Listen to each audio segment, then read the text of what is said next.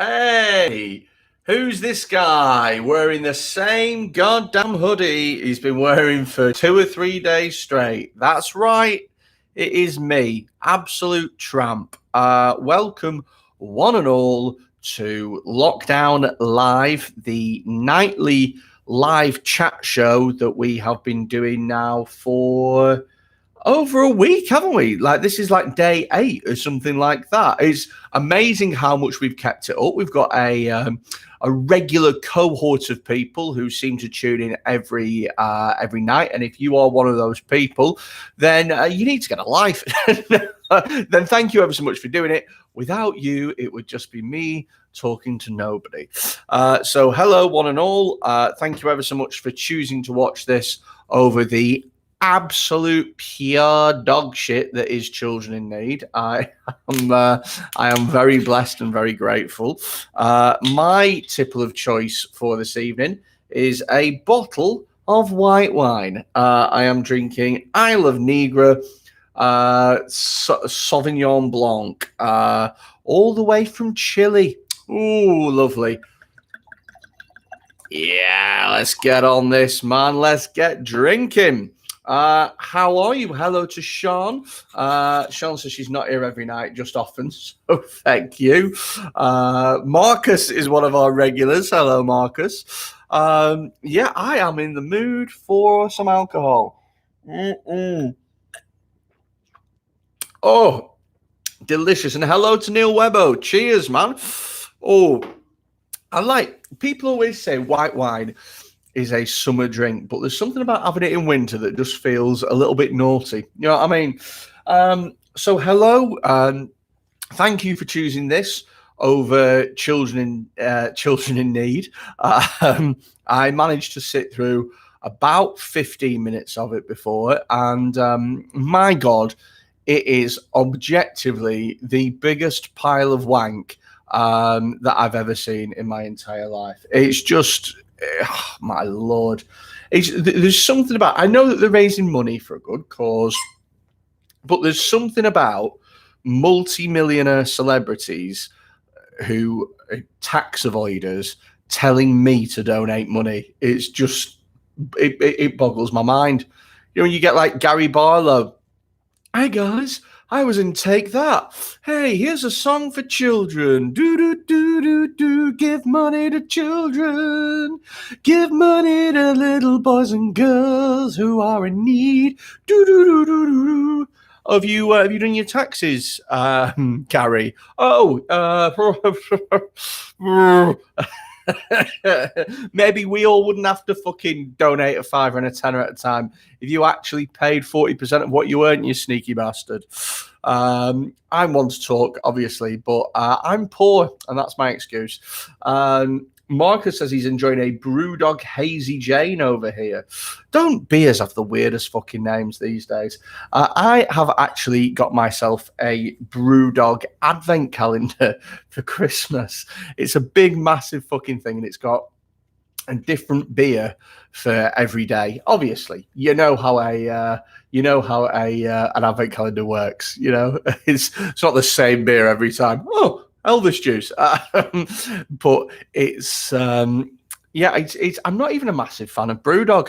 I'm just a massive fan of opening doors to reveal treasure. That's all advent calendars. I wonder who came up with advent calendars first. Because it does seem like a fucking mad thing, doesn't it? The advent calendar. Like, okay, here's a tradition. How about every day you're going to open a little cardboard door and have a tiny piece of chocolate? Oh, why? Oh, because Jesus. Jesus opened the doors of our life. Just shut the fuck up and have some chocolate.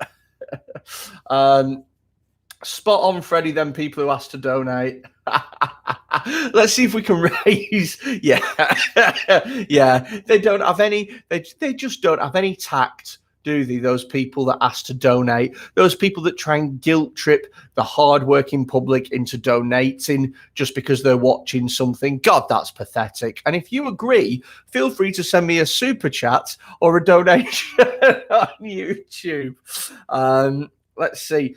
Sean says, my internet is messing up. It's because you live in Wales, Sean, where the internet is just fucking one mast attached to a sheep.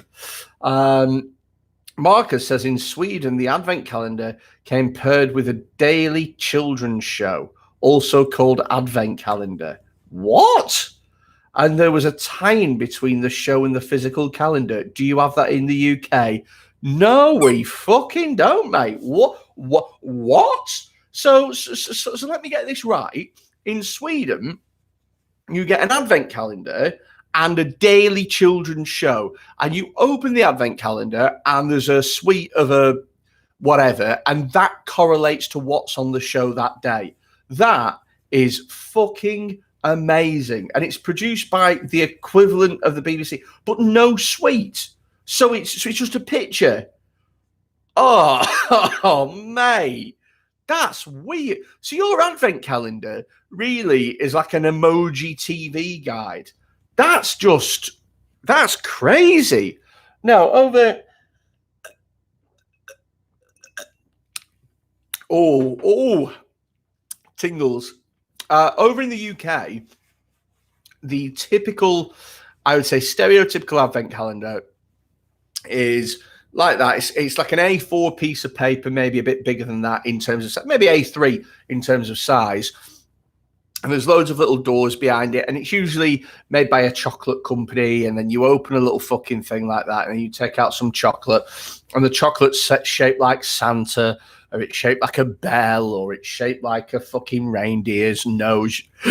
You know the fucking gist. That's usually the advent calendars in the UK. However, as of recently, we have changed our advent calendars, and some people these days are doing advent calendars that are like 50, 60, 70, 80, 90, 100 pounds, and every day it's like makeup or Lush bath bombs or big expensive things. I think advent calendars are getting bigger. Oh my days, thank you ever so much to Sue, who has donated £10 to go and buy some toffee crisps and treat myself. Oh, bless your heart. And given that this wine was just £5.99, I am in £4.01 profit already. What a fucking business this is. Thank you ever so much, Sue. Here's good health to you. Oh, that wine is tangy as a motherfucker. Evening says Lena De Bono, chocolate again. Yeah, well, advent calendars in general. Did you know, Lena De Bono, in Sweden, advent calendars is just a picture, and there's a show on that evening, and the picture relates to the show that's on TV for some fucking reason. Just realizing now we're a bit strange then. Yeah, it is a bit weird, that, to be honest with you. It even has a wiki page. Sveriges television. I'm not believing that. Sveriges television's Christmas calendar. Right, I'm Googling it because I'm calling bollocks. Sveriges. Sveriges sounds like the most Swedish fucking thing ever. And holy shit, it's genuinely true. It is genuinely true. Oh my gosh. That's amazing. That's absolutely amazing. And it's been going since 1960. Incredible. I wonder what it's about. The theme for most series have some connection to Christmas. Prior to 1971, it was called Adventskalendern. Let's see. And then they did it radio. In the beginning, the series began on Advent Sunday, but nowadays it always starts on December the 1st and it ends on Christmas Eve. What's it about, though? What's it actually about? Like, I mean, I'd say it has something to do with Christmas. Does it have recurring stories? Does it have like, I mean, is it like Coronation Street or like EastEnders, but an advent calendar version? This is fucking amazing. Advent calendar soaps. Who'd have thought that you'd be learning about this tonight? I sure as fuck didn't, but that's one of the joys of this chat, is that we learn as we go. So yeah, that is interesting. Always a different theme and format. Is it always different characters as well, Marcus? Oh, nearly half a bottle of wine already, and I am just about 10 minutes into the show. Is it? It's different characters every time, so it's sort of like okay. So it's sort of like American Horror Story, but without horror, but Christmas, Swedish Christmas Story. Alex Edwards, hello, Alex, says thoughts on the Yorkshire Ripper, Freddie. I was more of a fan of his earlier work. Yeah, towards the end, he became really mainstream, sort of sold out a little bit as far as I'm concerned, I really like his early work, when he was experimenting, a lot of avant-garde stuff, the obscure hipster stuff is what I, as a fan, really appreciate. No, he's, I don't really have any thoughts, to be honest with you. There was a lot of people on Facebook today, and I swear to God, right, doing a Facebook status or tweeting that the Yorkshire Ripper is dead, I swear to God, people just do it because it's 5 likes in the bag. I swear that's the only reason.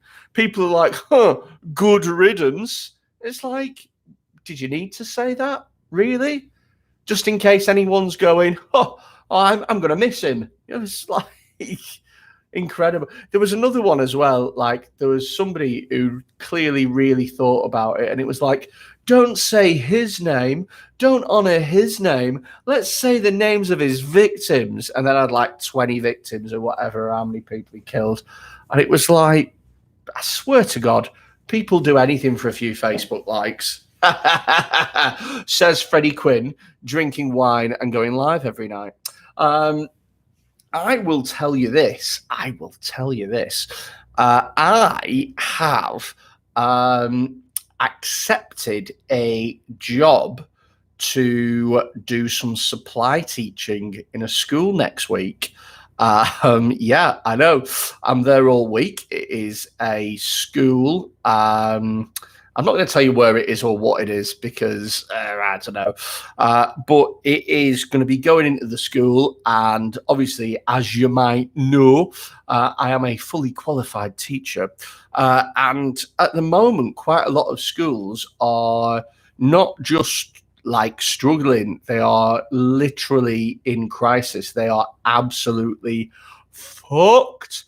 And so it would be going in and the work's already set, and it doesn't matter if it's science or geography or French or history. I don't know anything about any of those, to be honest with you. But it will be going in and using my teaching skills to teach a lesson that has already been pre-planned out to me. So that will be fun. Obviously, I kind of felt a little bit of that missed my mouth. I kind of felt like I sort of have to do it because teachers and schools at the moment are really massively understaffed. Like they are completely fucked. And I know that I am somebody that is essentially a qualified teacher, so I have the skill that they need. And also, given that I've literally just tested positive for COVID and I'm no longer contagious but still have the antibodies, I probably can't get infected. And so, therefore, if you're in a situation where you can't get infected and you can help, then you kind of have to, really, don't you? Do you know what I mean? Like, it's just the right thing to do. Don't get me wrong. I am absolutely not like buzzing about getting up at 7 o'clock in the morning again or whatever and having to spend a whole day in a suit. Dear God, I won't be able to wear a hoodie. But it's just the right thing to do, isn't it? It's the right thing to do. And if you want to know the right thing to do, it is to send me a super chat or to donate some money to the channel, like Sue's done. So, yeah, I am going to be teaching next week. I was thinking about whether or not to still do the live streams, and I think it would be quite funny to just keep doing them. Obviously, it's gonna be a bit of a tiring thing for me to have to work all day and then come home and then live stream and stuff. But to be perfectly honest with you, like I'm a lazy bugger. I should be able to. I should be able to do that at least. So yes, it's going to be really interesting. Like I say, I haven't taught in a fairly long time now. I haven't taught in about 3 years, maybe something like that. So it's gonna be different, and it's gonna take a little bit of getting used to. However, like I said before, you've just got to do these things, haven't you? And if I can make as genuinely corny and ridiculous as it sounds, if I can make a bit of a difference to what's going on in terms of like being able to help a school and shit like that, just be able to help people kind of stay afloat, as it were, and just to sort of help people be able to keep going and, you know, giving, because to be honest, without being all like, without getting all soft on you, it's the kids that I feel quite sorry for at the moment, because they are going to be impacted by this no matter how you fucking look at it, and they didn't ask for it. I mean, don't get me wrong, there's going to be a lot of kids, I imagine, that are going to use it as an excuse to throw in the towel, but I'm going to try and do my best. David Edwards says it will be good to hear about your first day back in the real world. Oh my God, it's been years since I've had a proper job. Absolutely years. However, like I say, a combination of COVID-19, understaffing in schools, being COVID resistant, and also not having any fucking money means that I'm going to have to, you know, go back in and do what I need to do.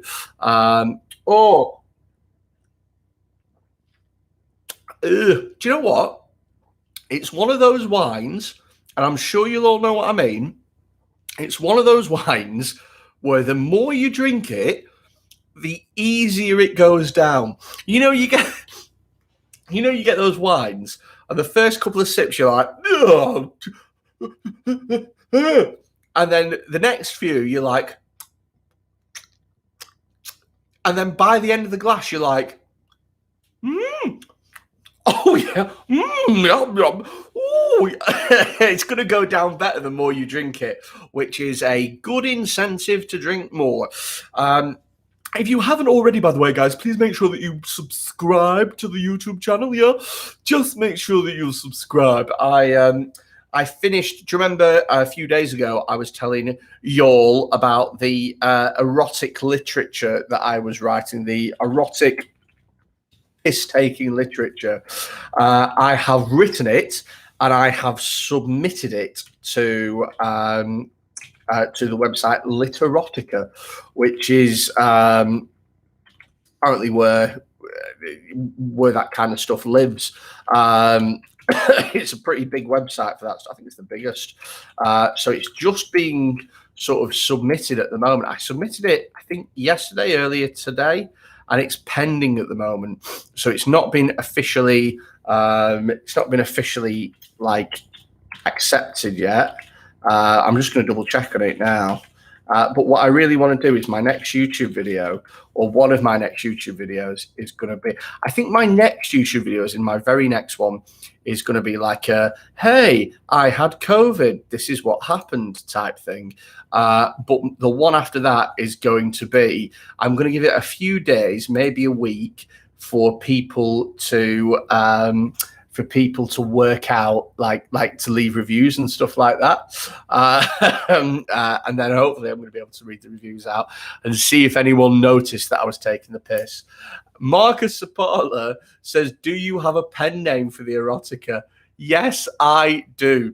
The pen name that I have for the erotica is Ludovic Julie, who was a French football player from the early 2000s who played for Monaco and Barcelona.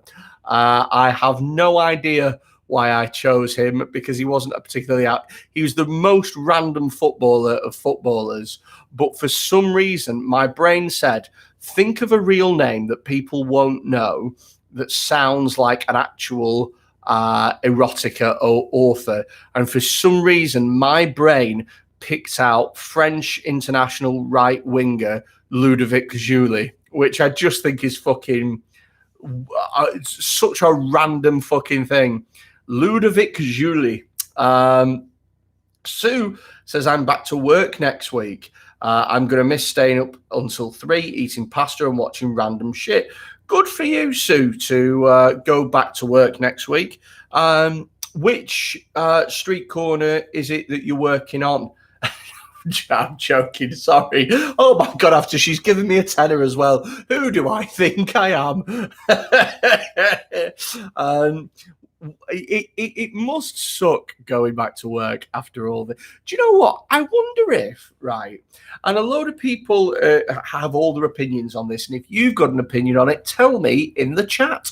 I don't know why I'm doing this. A load of people are saying that work lives are going to be changed irrevocably forever, because there's going to be more people who are working from home, and employees and employers are going to realize that actually you can get just as much done at home as you can on like going into an office. So I want to know, for those people that are working, that can possibly work from home, I want to know, if you were given the option to work from home forever, would you work from home forever? Or do you, I mean, is it worth not having to commute 20 minutes out of your way to go and fucking park in some office in the middle of bumfuck nowhere?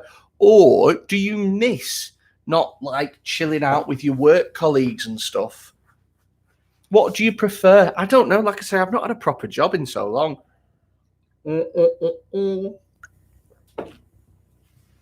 Oh, she's tangy. Here's a question. What is going to happen if any of the kids recognize me? I doubt that they will. I always wear a mask when I visit their houses. No, it should be absolutely fine. And anyway, by the way, I should be given like special dispensation, like we don't need you type thing. What am I talking about?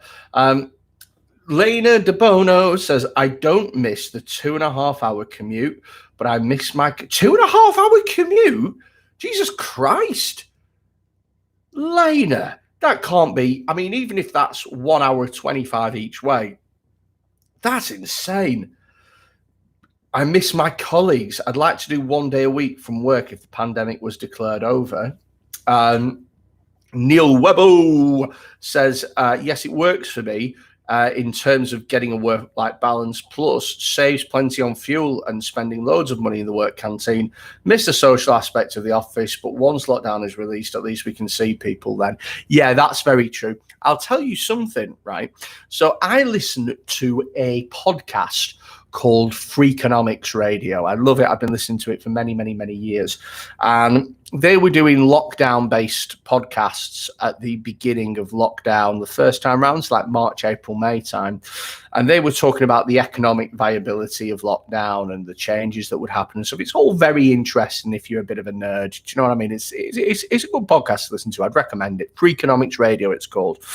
And they were saying how a couple of years ago, a big company in China, I can't remember what it's called, but it's China's version of Expedia. So whatever that is, right? They held an experiment whereby they offered every employee who could work from home the chance to work from home, just to see what would happen, right? And of the ones that said that they would do it, apparently the productivity, oh God, apparently the productivity was up. Everything was up, basically. They became better employees. But when they were offered the chance 9 months into the experiment, when they were offered the chance to return to the office again, something crazy like 85% took them up on it and returned back to the office. And the reason being, apparently, is they just missed the social aspect. Even people who said that they weren't necessarily social butterflies. They weren't people who went to office parties and considered themselves to be big socialites in the office or anything like that. They just sort of missed being around people. And it's such a curious thing, isn't it? But apparently that's what happened last time round. And I reckon the same thing might happen again, to be honest with you. But overall, for me personally, if you are lucky enough to have a room in your house that you can treat as an office, that you can just get work done in, it must be so much more convenient if you can get around, if you can get used to the lack of socialization, or if you can even have two screens and have your colleagues on one screen or something and you work on the other.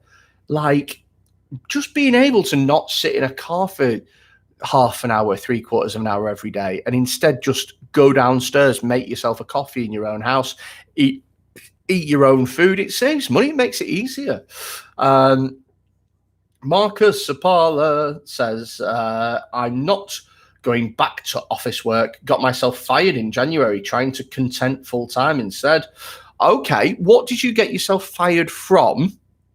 And what did you get yourself fired for, Marcus?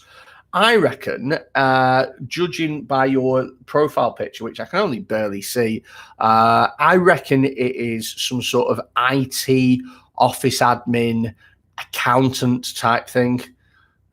I was actually, that's how I imagine you sounded. I was actually as a main character in Sverige's television Christmas calendar, or Sweden's advent calendar Christmas show. Let's see. He's in Basel, Switzerland. So the answer is pharmaceuticals, because that's the only thing that you have. Oh, okay. I can't imagine that the pharmaceutical industry at the moment is working on anything important. Do you know what, Marcus? Maybe you'll be able to answer me this question, Marcus, and maybe you'll be able to help all the people that are watching this. I have a question with regards to a conversation that I was having with a friend of mine today. So me and him were both talking about how we'd started to take vitamin D tablets, just one vitamin D tablet a day. They're literally in that box there. And we were saying that obviously vitamin D is known to help immune systems and stuff like that. We were saying if Big Pharma knew that taking one vitamin D tablet a day reduced your risk of disease by like 90%. Let's just say that that was a thing and they knew it.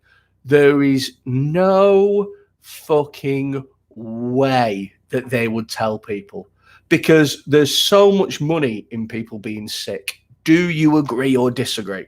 Neil Webbo says, I find myself doing bits of work later in the evening, but then if I need to pop out to the shop mid-afternoon, that's fine. I love the flexibility, and I find I'm actually getting more done, just not over 8 straight hours. So here's the thing, right? Here's the bloody thing, right?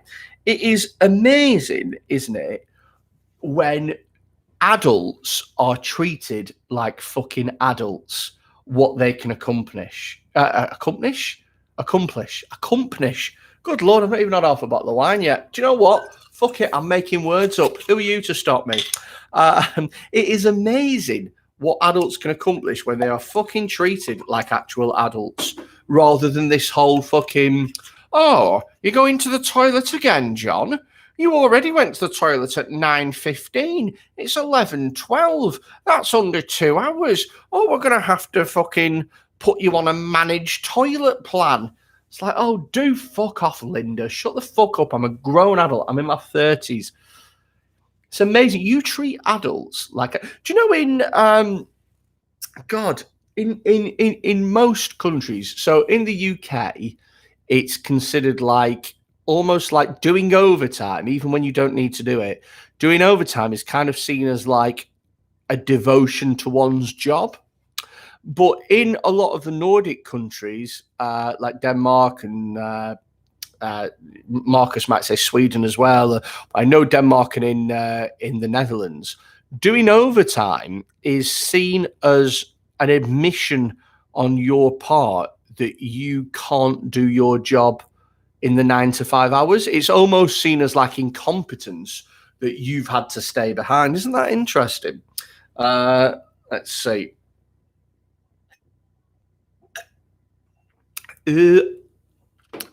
Marcus says he disagrees. Sooner or later, people would find out. The knowledge is not only in the companies, but also in academia. Yeah, that is true, to be honest with you. I'm just a massive conspiracy theorist. Like, people often say, or at least they talk about conspiracy theories in the same way that they talk about like absolute crackpots. Like, they like to pretend that if you believe in a conspiracy theory, it's because you're fucking mental and there's a problem with you. When in actuality, all the conspiracy theory is really is it's the admission that you aren't told the full story by, you know, the mainstream media or by the politicians or by whoever's in charge. And you cannot, surely, you cannot say that we are given the full story all of the time. We're not. Information is withheld from us on a regular basis. And I mean, I don't know where it starts and where it ends. So here's the thing. Dominic Cummings left 10 Downing Street today. He's quit. Now, he has left via the main entrance at 5 o'clock on a Friday, holding a big fucking box with all of his stuff. Now, is it me, or is that the most staged walkout you've ever seen in your entire life? I don't know why they'd want to stage it. I don't know what's in it for them yet, but there's just something about the king of spin, Dominic Cummings, leaving at 5 p.m. on a Friday through the fucking front doors of 10 Downing Street with his stuff in his like that. Why has he done that?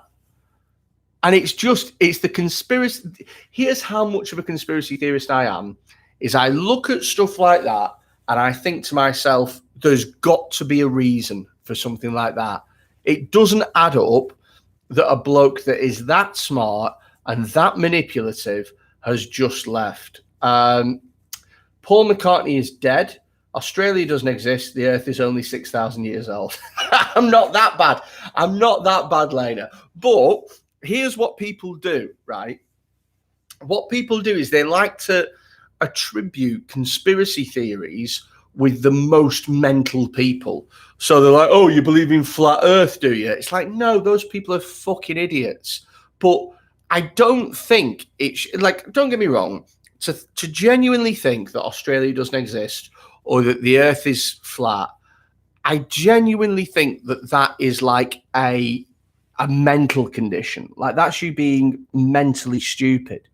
But to question things that you're not given 100% of the like information about, stuff like, for example, you know, how the government is interpreting COVID-19 and, you know, Dominic Cummings leaving and stuff. I think that it's only natural to assume that the government has nefarious intent to us. Now, Marcus is going to chime up at this point because, being from Sweden, Swedish people have a far different view of their government, and they kind of, so I'm told, I mean, he might well say that I'm talking absolute bollocks here, but so I'm told, Swedish people kind of like believe that the government kind of is doing the best that they can and kind of like has their best interests at heart. And there's a belief that if you're a government official, you're trying to serve people and you try to do the right thing and people just go along with it. Yeah, Marcus says the Swedes are pretty positive to the government. Yes. But over here, it's completely the opposite, Marcus, in that we tend to believe, or at least I tend to believe, every single thing that the government does, every single thing, I believe they are self-serving. I believe that they're doing it for themselves. I honestly don't believe that the government wake up at any point and go, how can we make Freddie Quinn's life better? I don't think that at all. What I think is that they wake up in the morning and they go, how can we make more people like Freddie Quinn vote for us so we can be in power for longer, and then fuck them over without them noticing? That's what I believe. Let's see. David Edwards says taking vitamin D is a conspiracy. Look at the sun for free. Oh, yes, David. It has been absolutely baking hot during mid-November in the northwest of England. Oh, my Lord. You know, I mean, I personally have only put this hoodie on for the evening. I've been walking around in a tank top all day. There is no sun. Don't get me wrong, I'm not going to take it during July, David, you know, but over winter, and especially while there's this wee fucking virus about, and then and as well, look, if I am being fleeced, if I am taking essentially a placebo, literally 100 of them cost me about £3.50. So it's not like I've been fucked out of my life savings. Lena De Bono says, I love conspiracy theories as they are entertaining to explore. Don't believe many, but JFK. Oh, the JFK grassy knoll thing is, the more you look into that, the more it's like, you know, it's strange, isn't it? The more you look into it, the more it's like, there's too much going on. Alex Edwards says, never attribute to malice that which can be attributed to incomplete. Oh, incomplete FTT. I don't know what that means. That might well be because you spelt something wrong, or it might well be because Dad is on the way. Incompetence, I think it was incompetence as well. But I don't know what FTT means either. So,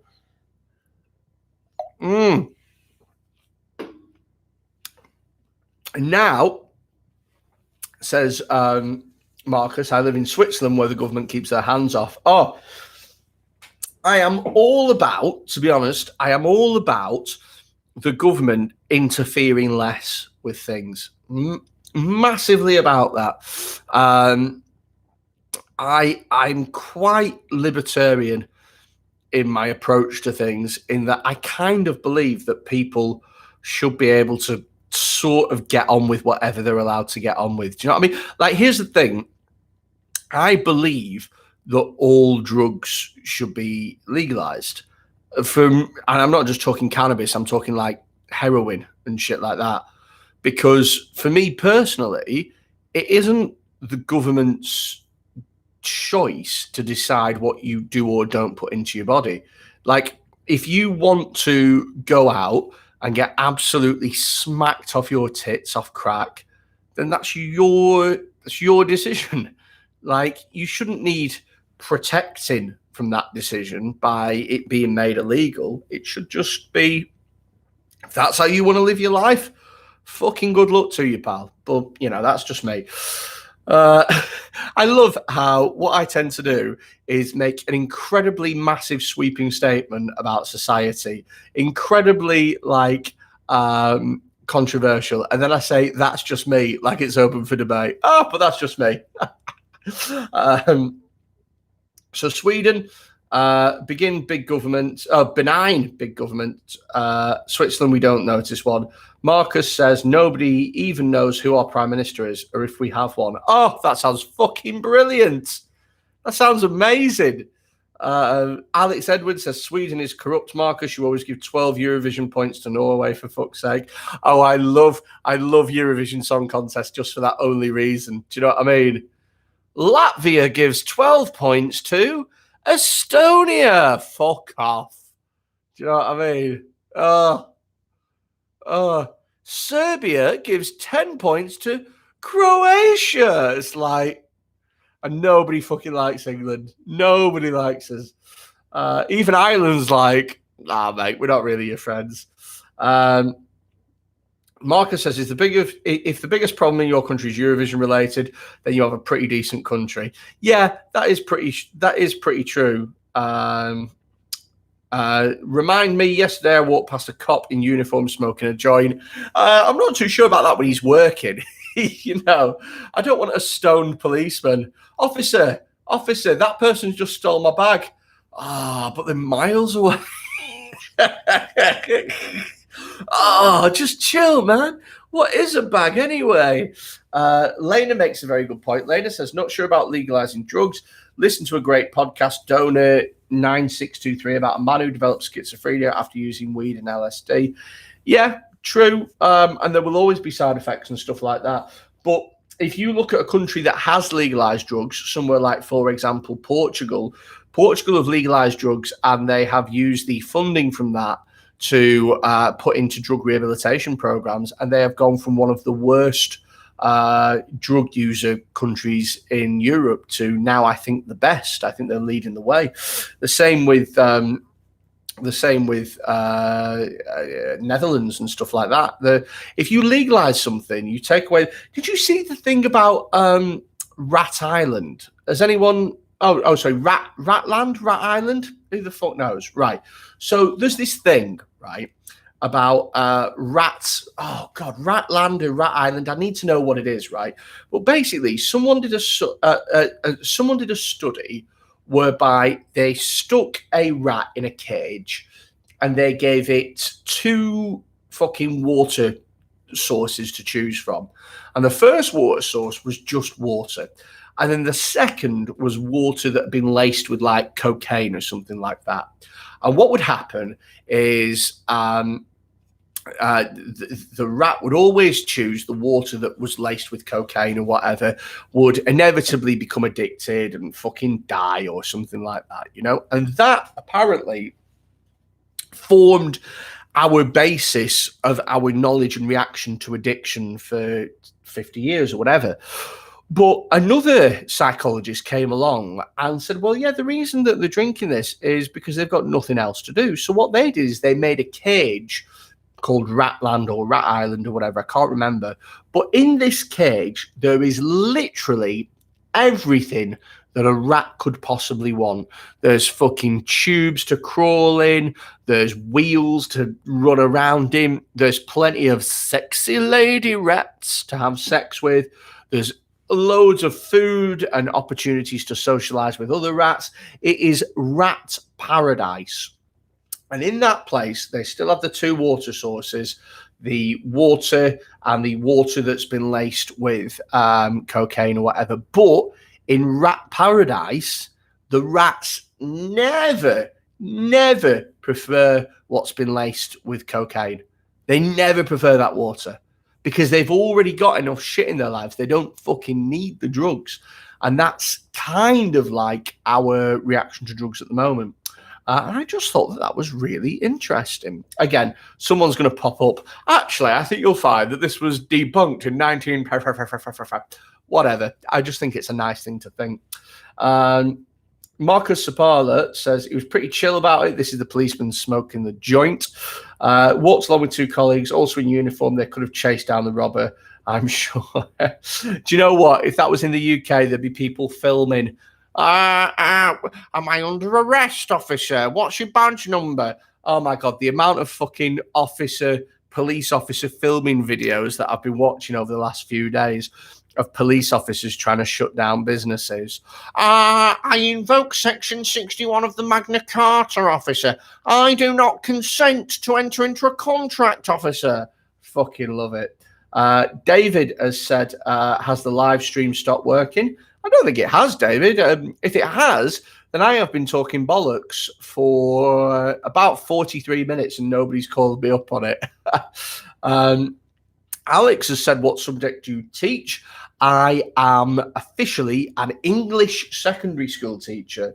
However, when you are doing supply, you'll pretty much be asked to teach anything and everything. You don't get to go in and just teach English, which is a shame because, you know, I'd be quite good at doing that because obviously I know English and I don't know fucking anything about chemistry or physics or anything like that. Teach PE. Oh my God. I hadn't thought about that, but yeah, there might well be a chance that I need to teach PE. If there is, they're going to take one look at me and be like, you've got no fucking idea. We're just going to play football. Oh, tangy. There we go. We are hammering through this wine.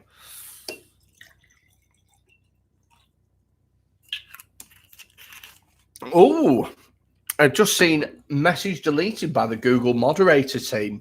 I don't know what that means, Marcus, but it's not like you to get into trouble. You can teach comedy in English class? No, I can't be telling any of them of my comedianing background. I'm just instead going to shut the fuck up and let them get on with their lives. It's going to be weird because, like I say, I've not been teaching in so very, very long. However, like I say, it's the right thing to do, isn't it? You know, I'll feel better having done it and having like contributed a little bit. Like, I don't want to be, I know it sounds daft, but I don't want to be that person who, like, within, like, you know, in 50 years, where they're like, oh, what did you do during the Great Lockdown? How did you help the country get back to, you know, like the stories from the war? And it's like, well, even though your grandma couldn't officially take part in the war, she will volunteer down the munitions factory sewing underpants for the soldiers. Do you know what I mean? And you'd be like, oh, go on, Gran, good for you. Like, I don't want to have to say to kids, like, oh, your granddad. Oh, well, what I did is I sat at home and masturbated for 7 months. Do you know what I mean? Like, I at least want to be able to say that I helped in some way. And I think that's the main thing. What are you going to tell your grandkids? You might be able to say, well, listen, grandchild of mine, there was a comedian called Freddie Quinn, and I donated to his YouTube channel via a super chat. I'm sorry. Let's see. Oh, wow. Wonder what I wrote there. Feel so proud of it being deleted. It's going to be funny to teach comedy. And Lady said I stayed indoors and didn't spread the virus. Yeah, to be fair, I mean, that in itself is a pretty noble act. Isn't it weird how it's never been easier to be a hero and yet people still can't fucking manage it?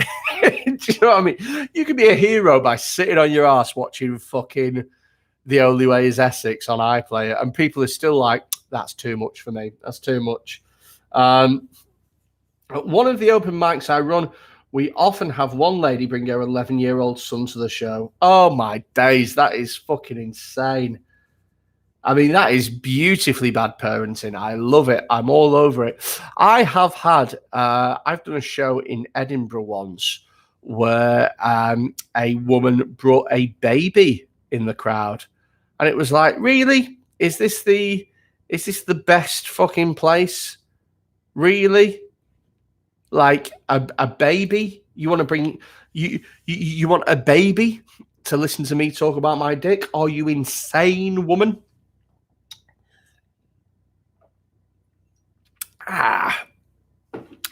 Oh my lord. Thank you, by the way, to everybody that's been watching this. There's been so many people who have just sort of made this part of their regular evening routine, and it sounds good. You know, thank you for that. Oh, here is something that I wanted to ask you, by the way, and everybody, all the people who are watching this right now, I want to hear all of your opinions. Now, usually there's between 10 and 20 people that are watching live per time, which is great. Do you know what I mean? I love talking to people. I want to hear between 10 and 20 opinions in the chat. Even if you're somebody who watches this, but you don't chat, I want to hear your bloody opinion on this, right? So I have been... Oh, Gary Reaney said, my first chat, do you feel honoured? Yes, I do, Gary. And I've got a question for you and the other people watching. So have a listen to this, right? I've been asked whether or not I want to collaborate on a thing for 2021, and next year do comedy in a campsite in the Lake District. Now, the campsite in the Lake District is fucking lovely, right? It's really nice. It's very basic. It's pretty much toilets, and then you bring your own stuff. But you'd be bringing your own beer. You'd be bringing your own fucking stoves and food and whatever. But what we would do is we would put on a comedy show on, say, the Saturday evening or something like that. Now, my question to you is, first of all, should it just be one show, like a Saturday night, or should it be a full weekend? Should it be Friday, Saturday, or Saturday and Sunday? Also, how much would you pay for something like that?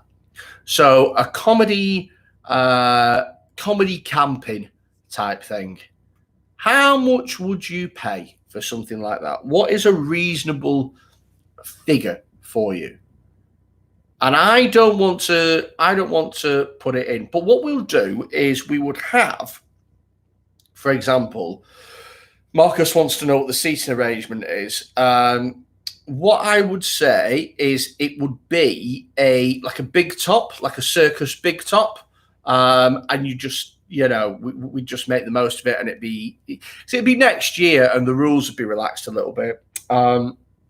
Is it a glamping site? Says Lena. It's not a glamping site. No, it's literally we have toilets, we have camping, and that is about it. So it's very much in the basics, but we would bring enough for a circus big top and a stage and the comedians and stuff like that. So first of all, would you want one show or a full weekend? And what sort of comedians would you expect? And how much would you pay for something like that? Because the reason that I want to know off all the people that are watching, not just one or two, I want to know off all of you. The reason that I want to know is because I need to work out what is a reasonable price in order to be able to work out like a budget on whether or not it would be worth it. So one says £40 a night. Is that £40 per person a night? Is that £40 per tent a night? What's the deal there, one? So yeah, I want to know basically if you're watching this, and right now we have 13 live people watching it. I want to know how much you would pay. What's your initial reaction to something like that? Lena says live stream down. Huh. I wonder if there's an issue with the live stream. Let me know if the live stream is down for you. Frank, hello, Frank. Full weekend, probs like £10 to £20 per person.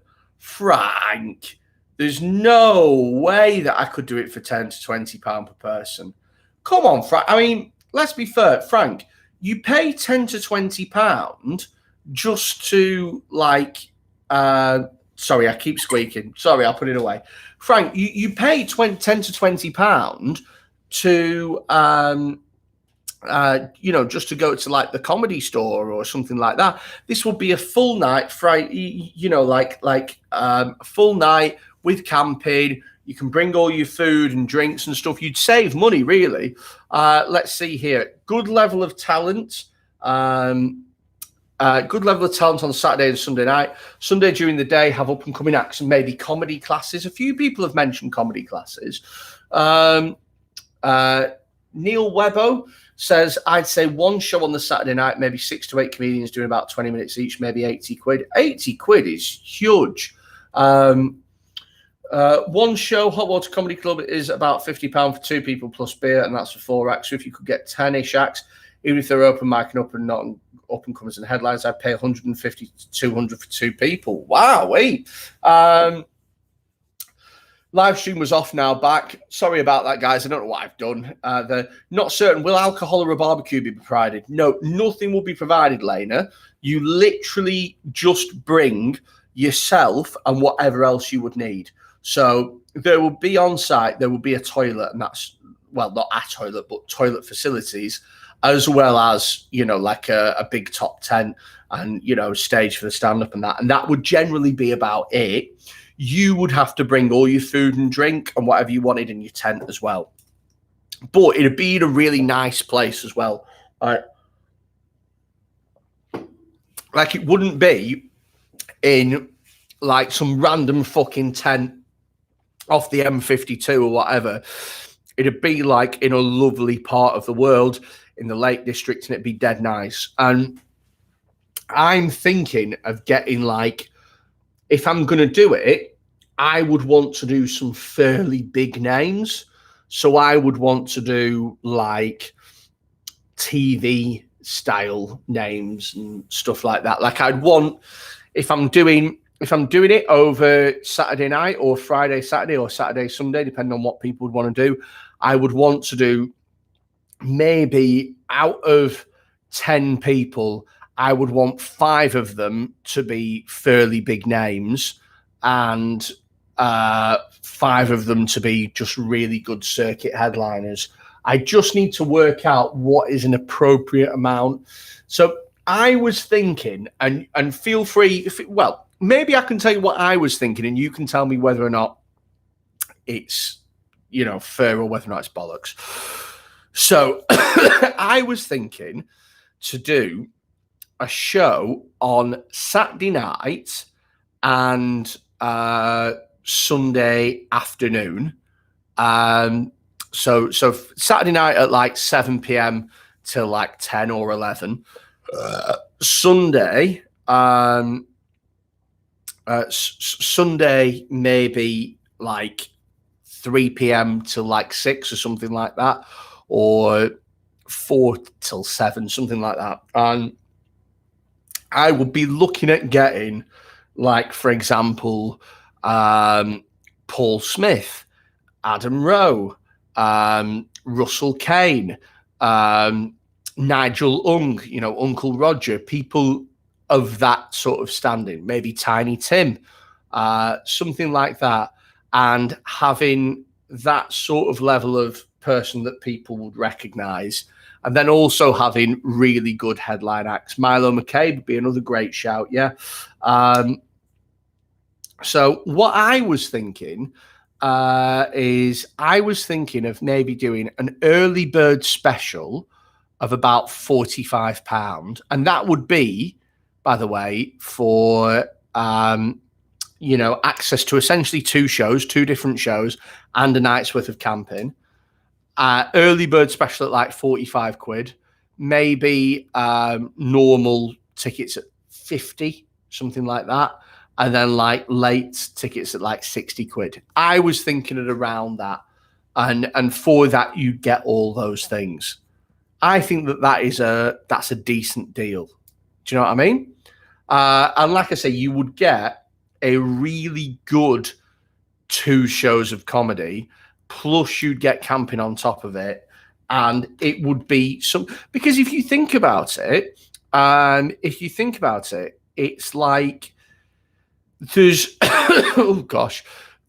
it's an opportunity to consume stand-up in a completely new, different way. You would be in a tent, you'd be having a fucking brilliant time for like that Saturday night when you've watched comedy and you're having a drink, you're having a barbecue beforehand, and then you've watched the gig and you're getting drunk afterwards and you can do whatever the hell you want. Man, I think that'd be a great, and also as well for a weekend away, between 40 and 50 quid for a weekend away, I think is a bargain personally. Like if we were to do, for example, about between 40 and 50 quid per person, I think that, and especially if you put it in to getting really good acts, like really top level acts who might have TV, somebody like Darren Harriott or, Stephen Bailey, or, even maybe pushing the boat out and trying to get somebody like Rob Beckett or Ramesh Ranganathan, or, I wonder how much James Acaster would be, and just really trying to experiment with it. Let's see here. Marcus says, what's the capacity of a circus tent? Well, it all depends, to be honest with you. It depends on social distancing and stuff like that. But the tent that I would hire would probably be about 1,000 people, something like that. That's what I'd be kind of aiming for, between 500 and 1,000. Martin Wilson says, how about some VIP packages for the best camping pitch with a bit of a meet and greet with some nice seats? That is a good idea, Martin. Oh, this guy. Martin, make sure that you subscribe to this channel, because we could bloody do with a bit of that sort of brain power. Very clever. I think VIP, if we did a VIP for like 100 quid, what sort of other extra things would we get for a VIP? What sort of other extra things would we want? Frank Pettigrew said was going to suggest Ramesh Ranganathan, Reece James, James Buckley, but didn't know the budget. We could probably get Ramesh and Reece James, to be honest with you. James Buckley's not really a stand-up. He's just like a comedy actor. But we could do that. We could make that work. Martin says, sounds spot on. I would pay 200 for the weekend for two. That could be our VIP package, couldn't it? 200 for the weekend for two. But I spoke to this woman today, and I don't want to reveal her name or too much about her, but she owns a campsite in the Lake District, and I've looked at it online, and it's dead nice. And there is space technically for 2,000 tents. So that would be at least 4,000 people, really. But I wouldn't want to have 4,000 people on there because obviously you would need, an inside tent that fits 4,000, and you'd need capacity for 4,000 and toilets for 4,000. And also as well, I think during a pandemic or something like that, I think it's a bit uncouth to offer it for 4,000 people or something like that. I think I would cap it at 1,000 people. So naturally, you'd have that's 500 tents. So it's a quarter of the capacity. So you've got way more space than what you'd usually have. And also as well, it kind of, you get a bit more for your buck. Now, you're probably thinking to yourself, okay, Freddie Quinn, but £50 per person on average for 1,000 people is 50 grand. Yeah, I know, but like tents alone are fucking like 5 grand. Do you know what I mean? Like they're not cheap at all. Also as well, you need like, COVID security and stuff like that. So you need like all of the, all of the things that go along with that, and all the hand san and extra staff and stuff like that. But finally as well, you need to pay for acts and advertising and stuff. It would be a big thing. But I would really like to, I don't have any desire to just fill it with average acts and just be like, oh, it's £15 a night, blah, blah, blah. I'd want to do something fucking brilliant with that. And I'd want to do something that's like a comedy festival, like an overnight comedy festival that people go, holy fuck, I need to get involved with that. That looks amazing. Let's see. Lena says Uncle Roger's so hot right now. Yes, he is. And he's a good friend of mine, Nigel Ung, the guy who plays Uncle Roger. In fact, last year we were both doing Singapore together. He's a really lovely bloke. Martin Wilson said, how about some VIP packages? Yeah. What else should be included? Barbecue with the comedian Sunday lunch. We could probably do something like that, couldn't we? Depending. Marcus Sapar said, what's the capacity of a circus tent? Oh, it depends. For social distancing, I wonder if it wouldn't be better to skip the circus tent and do a festival style stage instead. Yes, it probably would be, to be honest with you. My only problem is that whether if you get yourself a circus tent or something like that, then even if it pisses it down, you've kind of still got a show. But if you are just doing it outside and that, if it pisses it down, it's going to be a bit shitter for people. I mean, I'd be happy to do. For me personally, it's not really about making money. It's about making something that people go, holy fuck, that's brilliant. I want to do that again. Do you know what I mean? Like that's more important to me. The Freddie Fire Festival, says Lena. Yeah, that's pretty much what it would be. I'm getting sponsored by Ja Rule.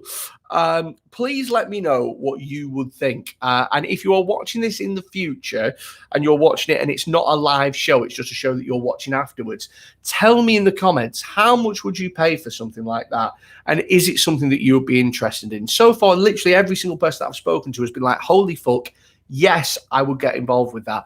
And if you would, fantastic. Let me know in the comments. I'm going to get going now. We've done our hour. I will see you again tomorrow. Thank you ever so much for all the people that have watched. Subscribe to the channel, to all the people that are commenting, watching this, taking time out of their day to watch it. And thank you ever so much to the Super Chat. Thank you, Sue. It is much appreciated. I will see you again tomorrow for another chat. Goodbye.